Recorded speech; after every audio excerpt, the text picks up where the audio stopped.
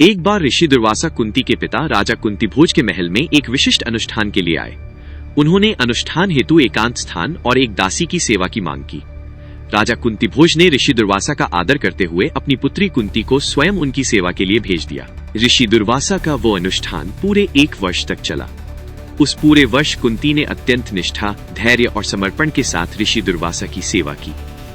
कुंती की इस सेवा से प्रसन्न होकर ऋषि दुर्वासा ने अपने अनुष्ठान का समस्त फल कुंती को एक दिव्य मंत्र के रूप में प्रदान किया। उस मंत्र की शक्ति से कुंती किसी भी देवता का आह्वान कर सकती थी और वो देवता उन्हें अपने समान तेजस्वी पुत्र प्रदान करता। एक दिन कुंती महल की अटारी में खड़ी होकर सूर्योदय देख रही थी। उसी क्षण उनके मन में कौतूहल जागा और उन्होंने उस मंत्र का स्मरण करते हुए सूर्यदेव का आह्वान कर लिया। सूर्यदेव प्रकट हुए और उन्होंने कुंती को एक पुत्र रत्न प्रदान किया, जो जन्म से ही कवच और कुंडल धारण किए हुए था। परंतु अविवाहित कुंती लोक लाज के भय से उसे स्वीकार न कर सकी।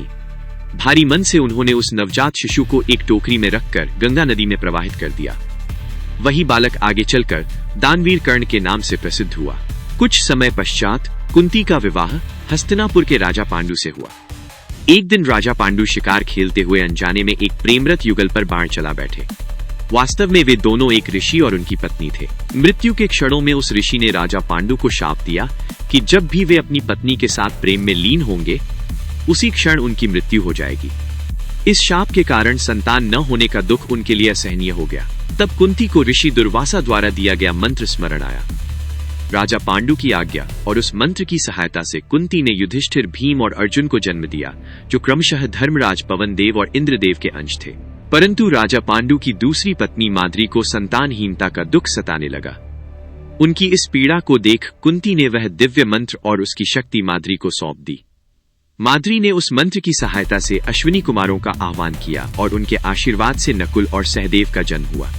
एक दिन कामवश माद्री के बहुत मना करने के बावजूद राजा पांडु उनके समीप चले गए। शाप के प्रभाव से उसी क्षण राजा पांडु की मृत्यु हो गई।